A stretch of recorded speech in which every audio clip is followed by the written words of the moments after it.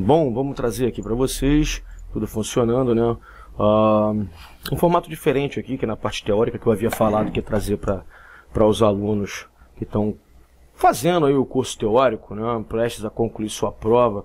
E como qualquer outro exame, as pessoas tendem a ficar nervosas. Botei esse cursorzinho bonitinho aqui, tá? E vamos lá. Aqui no site do Detran do Rio de Janeiro, vamos ver a primeira pergunta, né? O candidato que estiver conduzindo em desacordo com as normas referentes à sua LADV, licença de aprendizagem de direção veicular, terá sua licença suspensa por 3, 12, 6 meses ou 15 dias. Bom, isso aqui é uma coisa que você lendo a sua apostila, você vai identificar, se o seu, por acaso o seu instrutor teórico não te falar, que a resposta correta é 6 meses. Agora, o interessante disso daqui é que pode ter pegadinha a respeito disso daqui, ó. Suspensa, né? Não é cassada, não é retida, não é nada. Tem que ser suspensa e por 6 meses. Só que acontece quando você é flagrado dirigindo, treinando um carro que não seja o carro da sua autoescola e que não seja com seu instrutor credenciado. Beleza? Então vai atrasar e muita coisa o seu processo de habilitação. No caso da pessoa que te entregou o veículo, né, a mão do condutor não habilitado, estará cometendo um crime de trânsito. Beleza? Resposta 1, 6 meses. Depois a gente faz uma correção para ver como é que fica. Vamos para a próxima. O condutor do veículo aos quais não possui um banco traseiro deve transportar crianças no banco dianteiro com cuidados especiais, menores de 10 anos de idade somente no colo de um adulto, maiores de 10 anos somente, menores de 10 anos de idade dividindo o cinto de segurança com um adulto. Olha, toda palavra, toda pergunta que tiver somente, apenas, essas palavras muito restritivas assim, normalmente elas são erradas. Normalmente, já vi algumas estarem até certas, mas normalmente estão erradas. Menores de 10 anos de idade dividindo o cinto de segurança com adulto. Cinto é um aparelho individual. Então essa daqui está fora, tá? Essa aqui ela não condiz com o Código de Trânsito Brasileiro. Então nós já estamos fazendo por eliminação. Matamos essa, tem a A e a B. Beleza? Menores de 10 anos de idade somente no colo de um adulto. Também não pode no colo de ninguém, cara. Isso aqui está errado. Agora, no banco dianteiro com cuidados especiais é a resposta correta. O interessante é que quando você não souber a certa, você faz por eliminação. Não? Aqui eu sei que está errado. Maiores de 10 anos somente. Possui banco traseiro. Condutor de veículos dos quais não possuam banco traseiro para crianças maiores de 10 anos somente. Condutor de veículos aos quais não possuam banco traseiro. Não, aí você tem um filho menor de idade, você não pode carregar a criança. Totalmente errado. Então é no banco dianteiro com certeza com cuidados especiais. Esses cuidados especiais, eles são, na verdade, é você desativar o airbag ali do passageiro, recuar o banco do carona todo para trás. Pô, Júlio, que tipo de carro é esse? Bom, é uma picape, um carro que não possui banco traseiro. Imagina que você trocou o teu carro por uma picape e você faz o que com a criança, né? Você vai vender o carro, sei lá, Deus me livre, vai ter que se desfazer aí de alguma... Não tem que fazer isso. A única situação também é que se porventura você tiver, por exemplo, um veículo onde cabe 4 passageiros, 5 com o motorista e todos os 4 passageiros forem crianças, você deve escolher também a criança de maior porte para poder ir no banco da frente com cuidados especiais, que seria, como eu falei, o airbag desacionado, o banco traseiro, o banco dianteiro puxado o máximo para trás possível e a criança dentro do seu assento de elevação correspondente para a sua idade, peso, né, ou tamanho. Beleza? Vamos lá. Quando o motor for submetido a uma carga mais elevada e prolongada, é aconselhável não desligá-lo repentinamente e deixando funcioná-lo por alguns minutos em marcha lenta para evitar... Bom, aumento de carga na bateria... Não tem nada a ver isso aqui não. Bateria parte elétrica. Quando o motor for submetido a uma carga mais elevada... Ele está falando carga aqui... deve estar falando sobre o estresse do próprio motor, né? Muito tempo de viagem, ou então uma subida de serra. Formação de ar no sistema de freio, não, isso aqui não faz sentido nenhum, freio não tem nada a ver. Bloqueio nos dutos de lubrificação, não, também não tem nada a ver, tá? Provavelmente deve ser acúmulo de motor, acúmulo de calor no motor, por conta de que acredito que mais faz sentido é essa. Porque o motor vai estar realmente muito quente. Quando ele for submetido a uma carga mais elevada, ele vai aquecer em demasia. E você mantendo ele, deixando funcionando por alguns minutos em marcha lenta, você vai manter o sistema de arrefecimento funcionando. né? Não só apenas a ventoinha. Então a água vai circular por ali, diminuindo a temperatura do motor para que ele funcione por um tempo normal de vida útil dele, né? Você não estressando ele com o calor. Beleza? Vamos lá, vamos para a quarta. Vamos ver, depois a gente corrige esse negócio aí. Transitar o veículo derramando, lançando, arrastando sobre a via combustível ou lubrificante que esteja utilizando. É uma infração de natureza. Poxa, isso aqui também não é difícil de você entender não. Olha só, qualquer infração de trânsito que venha acarretar em uma situação onde possa causar risco de morte para alguém, ela só pode ser gravíssima. Beleza? Porque olha só, transitar com o veículo derramando, lançando, arrastando sobre a via combustível ou lubrificante. Imagina um caminhão derramando óleo diesel na pista. Fala pra mim, se você fosse o guarda, você se coloca no lugar do guarda só por essa questão aqui, por um minuto. Você acharia que essa infração é média, grave, leve ou gravíssima? No melhor das hipóteses, você marcaria ou grave, ficaria na dúvida, ou grave ou gravíssima. Mas como imagina um caminhão jogando óleo diesel na pista, a quantidade de acidentes que isso pode provocar até com morte. Então, gravíssima. Beleza? Vamos marcar essa oitava. Segundo o artigo 130 do Código de Trânsito Brasileiro, os veículos para transitar na via deverão ser licenciados anualmente pelo DETRAN, que é o nosso órgão executivo de trânsito aqui. Essa norma se aplica aos veículos reboques e propulsão humana. Opa, calma aí, a palavra licenciado anualmente, ela significa vistoria, beleza? Então vamos lá. Reboque é vistoriado? Sim. Bicicleta é vistoriado? Propulsão humana, bicicleta é vistoriado? Não. Então tá fora. Bicicleta de novo, tá fora de novo. Ciclomotor é. Veículo bélico é veículo militar. E charrete também, nenhum dos dois são licenciados. Agora, articulado e semi-reboque, sim. Porque eles são veículos automotores. Entendeu? Ó, bélico não é licenciado, é veículo militar. Nunca já viram algum tanque de guerra aí com placa de trânsito? Nem vai ver, tá? Charrete muito menos. Bicicleta também não. E, aqui no caso, propulsão humana também não. Por isso que essas aqui estão erradas. Porque a palavra licenciamento, como eu falei, licenciamento ou não, ela faz menção à vistoria. Show de bola? Deu para entender aí? Tranquilo? Então vamos embora, vamos para a próxima, hein? É uma atitude cidadã no trânsito. Ó, então uma atitude cidadã no trânsito. Vamos dar a primeira. Trafegar lentamente pela esquerda. É negativo. É uma atitude completamente até irracional, né? A pista da esquerda é a pista de maior velocidade. Você tem que, se quiser trafegar lentamente, mas ainda assim sem atingir a metade da máxima permitida, você tem que trafegar do lado direito da pista, né? Se for uma pista de 3 faixas. A do meio seria para você poder manter mais ou menos uma velocidade intermediária, e da esquerda para quem quer andar mais. Abrir mão dos próprios direitos em favor do bem comum. Pode ser. Talvez seja essa. Talvez seja essa daqui. Você abre mão do seu direito em prol de alguma coisa maior. Vamos ver se é a terceira. Fazer uso da comunicação somente. Ela aqui, ó. Tá vendo como é que pega? Somente em situações de emergência. Não, pô. Você tem que fazer uso da comunicação a todo instante, né? Você vai só quando tiver uma situação de emergência que você vai botar certo. É negativo, tá errado. E essa daqui, então, buzinar excessivamente para evitar situações de perigo, tá errado, tá? Você deve buzinar, sim. É proibido buzinar? É. Qual é a situação que você pode buzinar? A situação que você pode buzinar é apenas para alertar algum outro condutor, ou pedestre, ou qualquer outra pessoa que esteja compartilhando do trânsito, de uma maneira que represente perigo, para que você alerte aquela pessoa para que não aconteça um problema maior, entendeu? Apenas para isso. Então, com certeza, abrir mão dos próprios direitos em favor do bem comum, tá bom? O problema é que quase ninguém faz isso. Mas vamos lá. 10ª. Em relação à mistura de álcool com direção, é correto afirmar que o condutor que... isso aqui é artigo 65, né? Lei seca. Vamos ver a primeira. Beber até uma garrafa de cerveja não pode ser multado. Deus me livre. Claro que não, o nome da lei é lei seca, gente. Se ela é seca, não pode nem um cheiro da garrafa. Vamos ver a segunda. For flagrado dirigindo alcoolizado, deverá pagar uma multa gravada em 5 vezes ao valor previsto. Negativo. Tá errada essa daqui por conta disso daqui, ó. 5 vezes. Beleza? Não são 5 vezes. Show de bola. Vou pular essa daqui, hein? Vamos para outra. Se envolver em acidente de trânsito, obrigatoriamente deverá ser submetido a exame clínico para constatar a presença de álcool no sangue. Negativo. Você não precisa de ser submetido obrigatoriamente a um exame clínico, tá?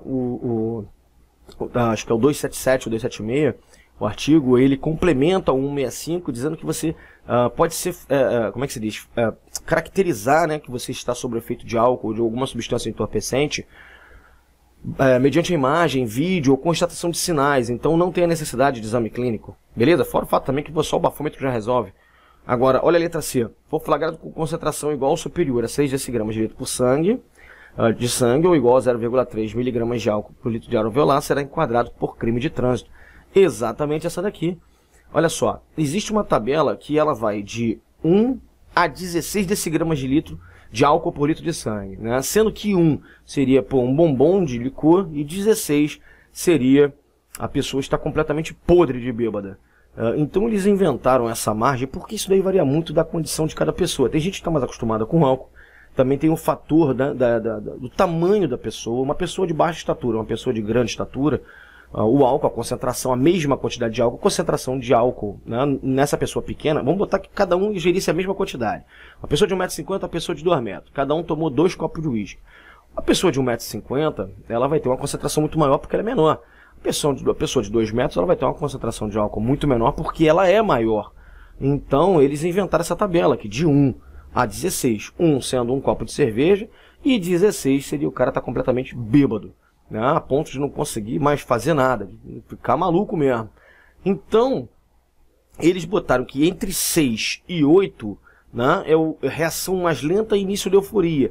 E nessa margem aí, para cima é crime. De 6 e 8 até 16 é crime. Porém, de 6 e 8 para baixo até 1, não, é só infração de trânsito. Entendeu? Então aqui é crime, porque ela tá botando aqui, ó, 6 decigramas de litro de álcool por litro de sangue. Conseguiram compreender? Vamos lá, vamos para a 11ª. Contribui para a preservação do meio ambiente. Gente, a gente está falando de meio ambiente, tá?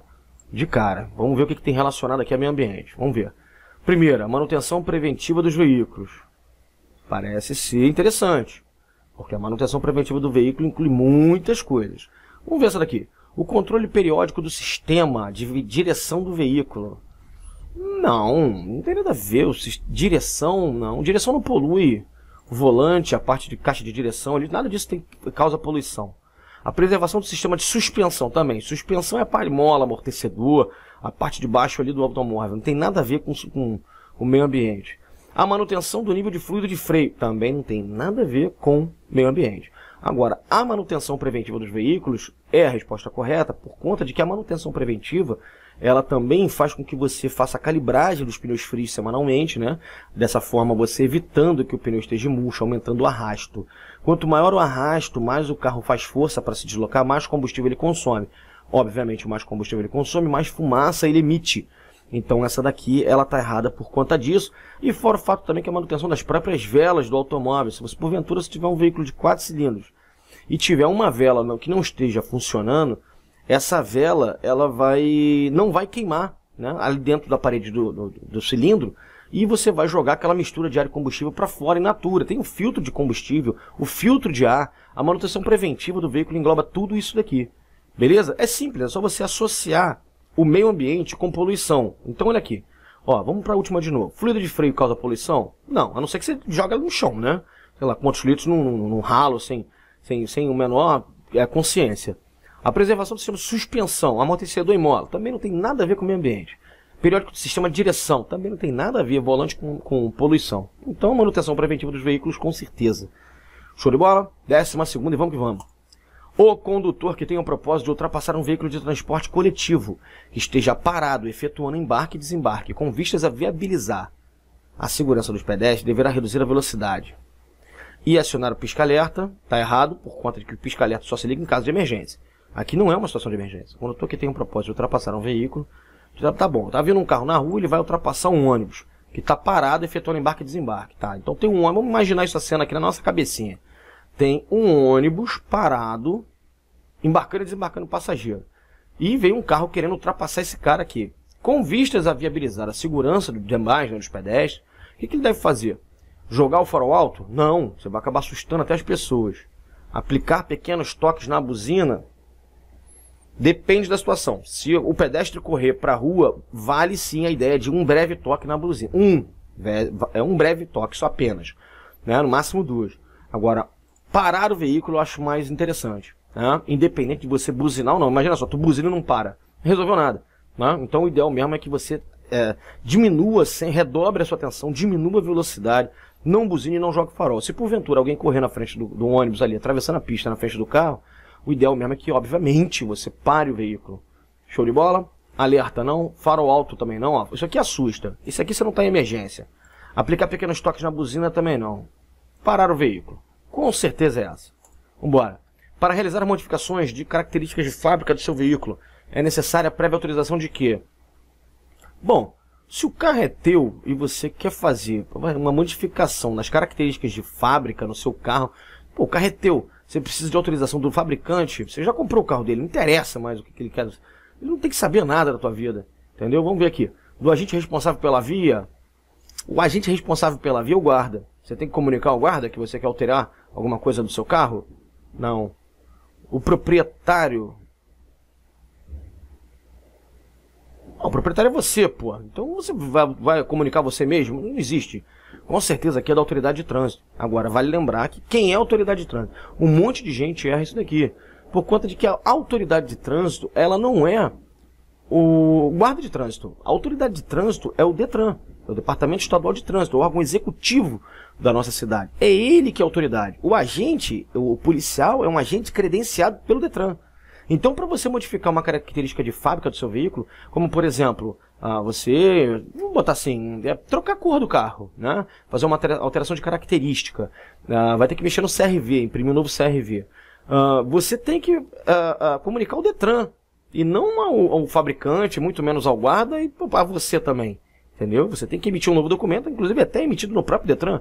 Então, só pode ser autoridade de trânsito. Tem o CRV, CRLV, CRLV, se é de licenciamento, ele fica em casa. CRV é o de que fica CRLV é o de porte obrigatório. CRV é o que fica em casa junto com o DPVAT, ou não, o DPVAT também pode ficar no carro, tanto faz. Então a modificação do CRV implica diretamente nisso aqui, né? Em você, a característica, a categoria, a alteração de município e proprietário. Sendo dessas 4 que estão certas, a proprietário sempre vai ser mais importante, tá bom? 14ª e vamos que vamos. Quando o veículo apresentar excesso de fumaça azul, os possíveis itens de problema são... Olha só, essa pergunta aqui ela já está se tornando clássica aqui no Detran do Rio de Janeiro. Quando ele fala fumaça azul, cara, isso aqui causa um alvoroço. Eu também não concordo que essa fumaça seja azul. Nunca vi fumaça azul saindo de carro, beleza? Agora, o que ele quer dizer aqui, na verdade, né, é fumaça branca levemente azulada. Pode até acontecer sim, se dela ser branca levemente azulada. Bom, olha aqui. Bomba injetora e bicos injetores. Não, isso daqui, dependendo da situação, a fumaça até preta, porque a mistura de ar e combustível está indo lá para dentro da câmara de combustão, para a explosão, para acontecer um dos 4 ciclos do motor, né? Admissão, compressão, explosão, escape. Ela vai estar indo de uma forma errônea, tá? Uma mistura que não está completa. Então a fumaça deveria sair preta. Vamos passar por essa daqui, ó. Filtro de ar e freio motor. O filtro de ar não tem nada a ver com isso. O filtro de ar, quando ele está sujo, o carro ele recebe menos oxigênio do que deveria para poder acontecer a explosão lá dentro do cilindro, não é? Então não tem nada a ver com fumaça azul, só isso. O freio motor, muito menos. Freio motor, gente, o carro tem 3 tipos de freio. Freio de serviço, que é o freio de um pé, freio motor, que é o freio na caixa de marcha, e o freio de estacionamento, que é o freio de mão. Freio motor, redução de caixa, não tem nada a ver com fumaça azul. Beleza? Uma coisa não tem associação nenhuma com a outra. Vamos ver aqui, combustível contaminado, temperatura abaixo do motor. Olha só, temperatura abaixo do motor. O engraçado, quem pergunta de mecânica, eles botam uns troços para te confundir mesmo, né? Isso aqui é o tipo daquela pergunta que não deixa a galera acertar os 30 pontos. Quer ver? A temperatura abaixo do motor não faz o menor sentido que isso aqui esteja assim, tá? Deixa eu ver aqui. Combustível contaminado, ele também não vai dar, o reflexo não é fumaça azul, e sim o carro dá aquela rateada, ele anda fazendo, dá aquelas explosões esquisitas. Então, porque o combustível está meio complicado, está meio ruim, né? O cara botou água, botou querosene, sei lá aquele diabo que ele botou ali. Então, olha aqui, nível de óleo, show de bola. E cilindro do motor, barra anéis. Esse anéis aqui é anéis de segmento. O nível de óleo, vamos lá, vamos fazer uma analogia aqui. Qual de vocês aí já acendeu uma churrasqueira com óleo de cozinha? Né? Quando a gente acende com óleo de cozinha,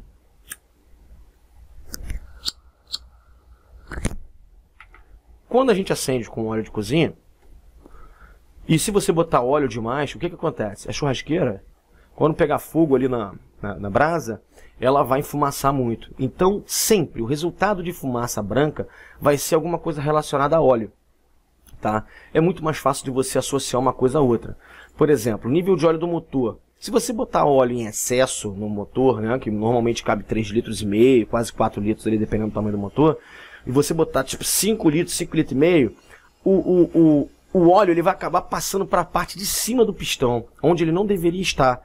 Porque na parte de cima do pistão é onde acontece a queima da explosão da mistura do combustível.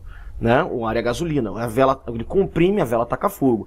Se tiver com óleo em excesso, ele passa óleo lá para cima, entendeu? Obviamente, assim como na churrasqueira, como eu falei, se porventura tiver óleo e fogo, vai fazer fumaça. Ou então o desgaste dos anéis de segmento. O anel de segmento, eles são os anéis que ficam em volta da cabeça do pistão e ele faz com que limpe o cilindro, a parede do pistão seja limpa. Ou seja, ele sobe sujando de óleo para acontecer a lubrificação das peças móveis e desce limpando ali para que não deixe o óleo ficar na parte de cima. Inevitavelmente sempre fica um pouquinho de nada, entendeu? Mas é uma coisa muito, muito mínima. Agora, com o tempo, o anel de segmento, de tanto ele raspar a parede do cilindro, ele funciona ele como um rodo, né, limpando aquele cilindro por dentro. Vai acontecer dele gastar. E ele gastando, inevitavelmente o óleo começa a passar mais para cima. Então essa daqui, com certeza absoluta, é a resposta correta. Show de bola? Se alguém tiver alguma dúvida, pode botar nos comentários aqui, tá? Vamos ver aqui. É a 15ª. Ao verificar o nível de óleo do motor, periodicamente, nota-se que houve um pequeno consumo e aparentemente não existe vazamentos. Logo, devemos entender que, primeiro, isso é normal porque o próprio fabricante do veículo especifica no manual a proporção desse consumo por quilômetros rodados. Vamos ver a segunda. Deve-se substituir o óleo. Não gostei muito dessa daqui não, hein? Vou explicar por quê. Existe algum problema sério no motor, pois somente motores desgastados consomem óleo? Não, negativo. Não é somente motor... Ah, a palavra aqui de novo, ó. Somente motor desgastado não consome. Não, motor novo também consome, pô. Pode haver vazamentos internos no motor que não apareçam externamente. Não. Se tem vazamento no motor pela parte de dentro, vai fazer fumaça. Se tiver pelo lado de fora, vai acontecer mancha no piso. Mas como ele está falando aqui, que ao verificar o nível de óleo do motor, periodicamente, nota-se que houve um pequeno consumo e aparentemente não existe vazamentos, subentende-se que aparentemente não existe vazamento, subentende-se que o chão da garagem está limpo. Não está aquelas gotinhas de óleo feito de chão de oficina. Ou então que você olhou, levantou o capô e você viu que o motor não está babado de óleo, aquela borra de óleo velho ali, vai acumulando poeira e óleo, vai fazendo aquele grudunho ali, esquisitíssimo. Né? Então, essa daqui está fora. Vamos ver aqui, ó.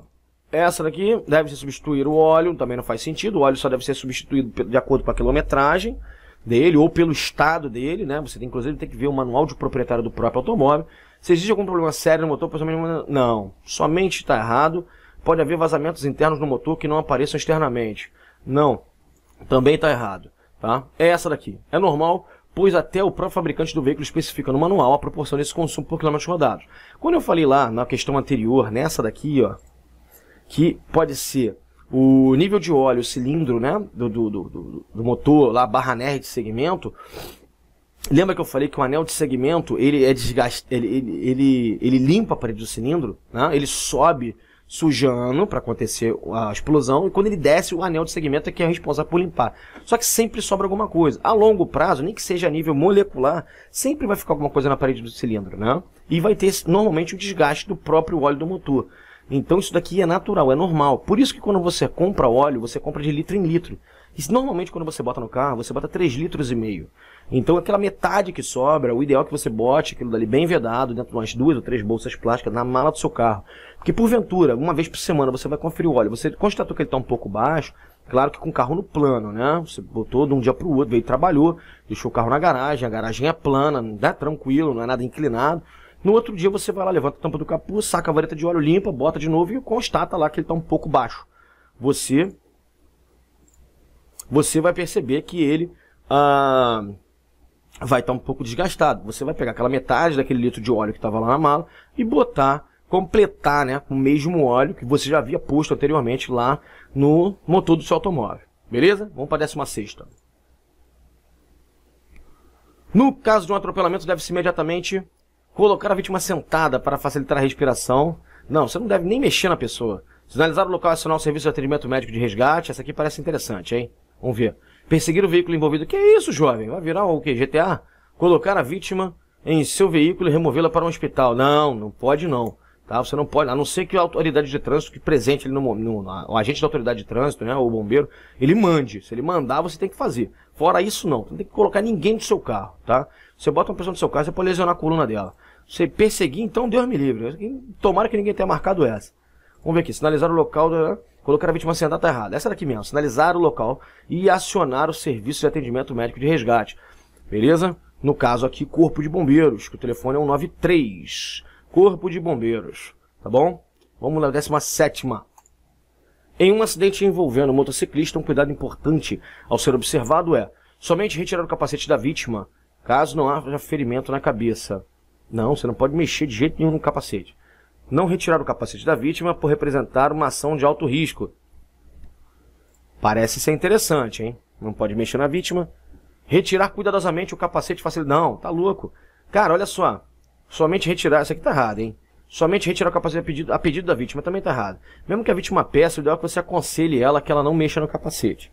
A respeito de retirar cuidadosamente o capacete, facilitando a respiração da vítima, só se no caso a vítima apresentar uma parada cardiorrespiratória. Aí nessas situações você até pode, se você souber o que está fazendo, né, com muito cuidado, você pode sim retirar o capacete da vítima e realizar uma manobra de ressuscitação na pessoa. Tá? Fora isso, de jeito nenhum. É mais ou menos o cara que bate com o carro numa árvore, não, e fica desacordado, o carro fica lá, o cara tá ali. Todo mundo chegou, aquela coisa toda, sinalizou, ligou pro corpo de bombeiro, o bombeiro tá chegando, mas o cara apresentou uma parada cardiorrespiratória. Nessa situação, e o carro começou a pegar fogo. O que você faz? Deixa o cara queimar? Não, claro que não. Você vai soltar o cinto, vai pedir ajuda, né? Se isso também não representar risco para você, é óbvio. Vai pedir ajuda a mais 2 pessoas e vai tentar tirar esse cara, o rapaz do carro, o mais cuidadosamente possível, botando ele no chão, né? De decúbito dorsal para cima e realizar uma massagem cardíaca nele, entendeu? E algumas ventilações também, tá bom? Não retirar o capacete da vítima por representar uma ação de alto risco. Essa aqui tá certíssima, tá bom? As outras completamente erradas. Vamos lá. 18ª. Enquanto se aguarda socorro especializado para atender a vítima que apresenta queimadura, o procedimento adequado consiste em usar pomada curativa e anestésica. Não, você não pode medicar ninguém, tá? Algodão embebido em óleo mineral. Essa aqui não fede nem cheira, tá? Mais ou menos. Algodão embebido em álcool. Que isso, jovem? O cara vai gritar de horrores. Faz isso não. Até porque quem é que vai andar com álcool na bolsa também, né? Cobertores ou lençóis úmidos. Ah, aí sim. Entendeu? Se úmido com água, beleza. Essa daqui tava meio mequetrefe, ó. Algodão embebido em álcool mineral, mano. Não óleo mineral, não. Isso aqui, ó. Cobertores e lençóis úmidos. A melhor coisa que você pode fazer para uma pessoa vítima de socorro. Inclusive, se porventura tiver com a roupa colada também, não retire aquilo dali da pessoa, não. Tá bom?